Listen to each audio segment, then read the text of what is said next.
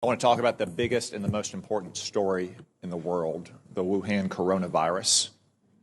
This coronavirus is a catastrophe on the scale of Chernobyl for China, but actually it's probably worse than Chernobyl, which was localized in its effect. The coronavirus could result in a global pandemic.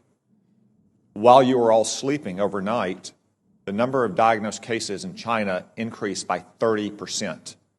Now, let me be clear, that's not new cases, that is just newly admitted cases.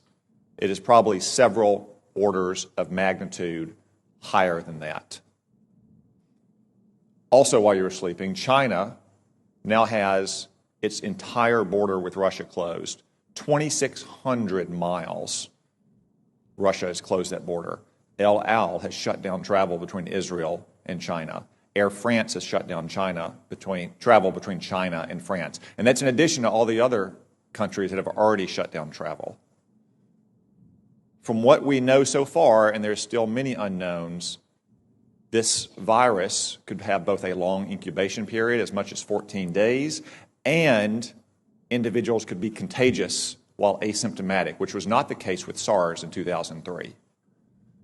Furthermore, from some cases, it appears that the virus could be aerosolized, which means it doesn't require the kind of contact that you have with, say, a married couple kissing each other or a family living in close quarters in a hotel or apartment, but rather the distances we are all sitting apart right now. Yet China is still lying about all of this. They've been lying about it from the very beginning, and you don't need their history of lying about SARS in 2003, though it is relevant here. You just have to see what's happened over the last 2 months.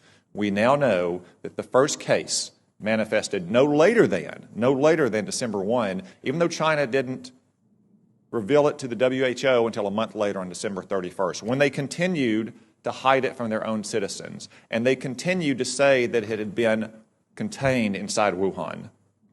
Today, it is in every single province in China. They also claimed for almost 2 months, until earlier this week, that it had originated in a seafood market in Wuhan, that locals had contracted it from animals in, say, bat soup or snake tartare. That is not the case. The Lancet published a study last weekend demonstrating that of the original 40 cases, 14 of them had no contact with the seafood market, including patient 0. As one epidemiologist said, that virus went into the seafood market before it came out of the seafood market. We still don't know where it originated. Could have been another seafood market. Could have been a farm. Could have been a food processing company. I would note that Wuhan also has China's only biosafety level 4 super laboratory that works with the world's most deadly pathogens, to include, yes, coronavirus. Now, look at China's own actions. They have quarantined 60 million people, 60 million, more than the entire population of our West Coast. They've shut down schools indefinitely. Classes canceled nationwide indefinitely. Hong Kong, a part of China, has basically shut down all travel from the mainland. That's why it is essential that we immediately stop all travel on commercial aircraft between China and the United States.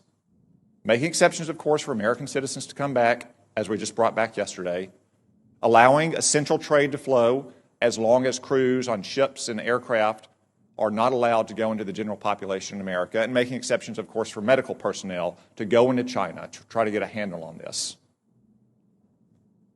It is essential that we take those steps, and essential that we get to the bottom of China's deceit and incompetence on this measure. And gentlemen, I raise this with you because you are responsible in your combatant commands for some countries that have the most fragile public institutions, to include the most fragile public health institutions in the world.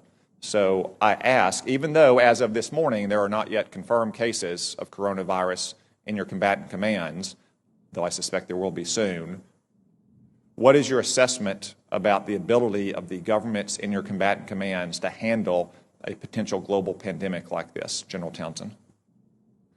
Thanks, Senator. So there are not, that I'm aware of, any confirmed cases, as you mentioned, but there are some suspected cases. The first report of suspected case I've heard of is in Djibouti, which you would imagine with a significant Chinese presence there. So the capacity of African nations to deal with this problem varies widely. For example, in Eastern Africa, Central East Africa, they've been dealing with Ebola, and they've been dealing with Ebola largely on their own and doing a pretty good job of it. So I think capacity there, but anywhere else in Africa is probably not to that degree. Admiral Fowler.